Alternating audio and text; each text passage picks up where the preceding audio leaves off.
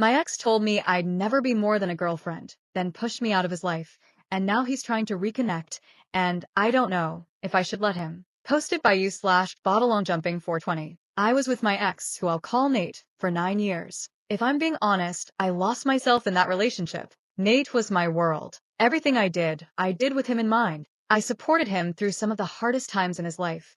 When he was struggling with depression, when he was failing classes, and even when his parents disowned him for 3 years because they didn't agree with his college major or the school he chose. During that time, I was also a college student, but I worked 2 jobs so he could focus on his studies. I helped him get through, kept him afloat, and made sure he didn't give up. When his parents finally came around and started talking to him again, they also started supporting him financially. We moved into a new apartment together, and for a while, things felt like they were finally going our way. Nate even told me to quit my job so he could take care of me for a change, but I didn't. I liked having my own money and independence, even if he said it was his turn to look after me. For about 16 months, things were honestly great. He spoiled me, and I felt like we were building a real future together. But then, things started to shift. Nate got a new group of friends, and suddenly, he was spending more and more time with them. Sometimes, he'd ignore me completely, and I felt like I was fading into the background of his life. I tried to talk to him about it, but he always brushed it off, saying I was overthinking things or that he just needed some space.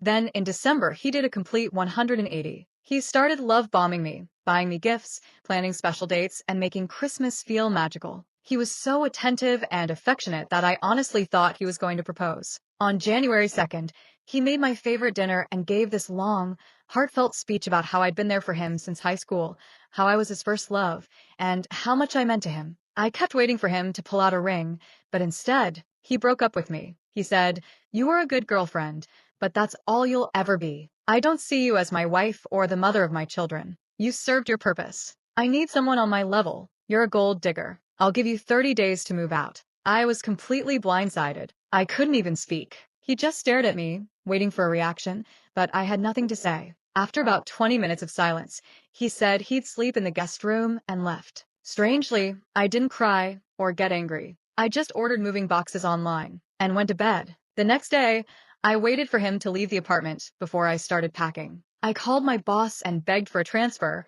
but there was nothing available. I reached out to everyone I knew who wasn't also friends with Nate, looking for a place to stay. My cousin came through and offered me her spare room, and I moved in 4 days later. I didn't see or speak to Nate during that time.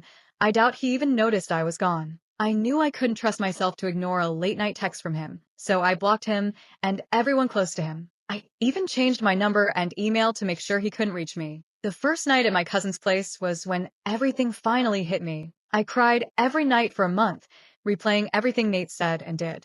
I felt worthless, like I was just a placeholder in his life. My cousins saw how bad things were and called in reinforcements: my mom, other cousins, and close friends. They staged a mini intervention, and honestly, I don't think I would have made it through that first month without them. I'm still healing. I'm still waiting on that job transfer, because I feel like a fresh start in a new city would do me a world of good. I thought by now I'd be a distant memory for Nate, but today, out of nowhere, he sent flowers to my job for my birthday, which was on Sunday. My mom told me he's been by their house before, dropping off my things and asking about me, but they always told him to leave. The card with the flowers said, "Dear Cassie, happy belated birthday. I've been thinking about you nonstop for the last few months, especially with how everything ended. I need to get something off my chest that will haunt me if I don't tell you to your face. If it's possible, can we meet up in the near future? Nate." I have no idea what he wants or what's haunting him. Everyone in my life says to ignore him, but I can't lie, my curiosity is telling me to meet him and see what he wants.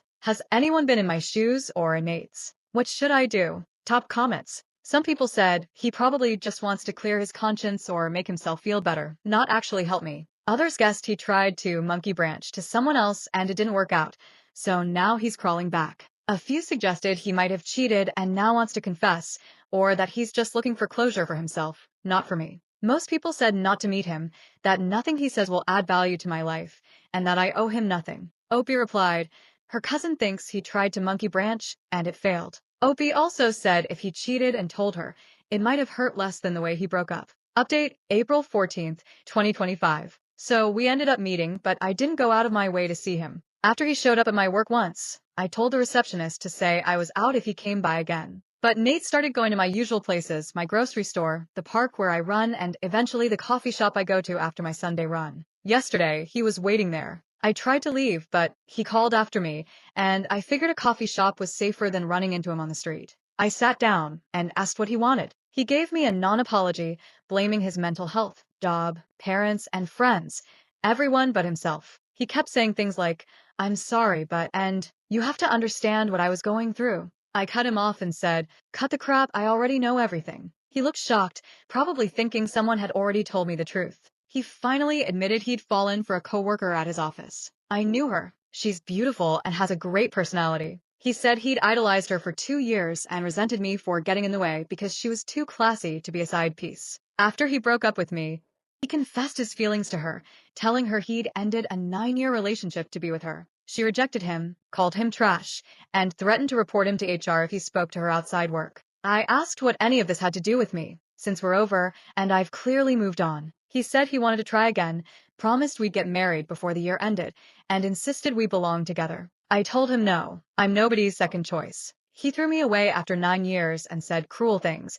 and now he thinks I'll come running back? He tried to beg, fake tears, and bring up the good times, but I told him to leave me alone because he'd wasted enough of my time. He kept talking, even suggesting couples counseling, but I just waited at the counter making small talk with the baristas until my cousin arrived. I texted her to meet me at the coffee shop, and when she got there, she told him to leave and threatened to call her brothers if he followed us. We left, and as far as I know, he stayed in the coffee shop. It's only been a day, but I feel like it's finally over and I'm free of him. I chose myself, and I'm not looking back. I feel lighter than I have in months, and for the first time since January, I'm actually excited about what comes next. I know I made the right choice, and I'm proud of myself for not letting him pull me back in. If anyone else is in a similar situation, please know you deserve better than being someone's backup plan. I'm moving forward, and I'm not letting Nate or anyone else make me feel small again.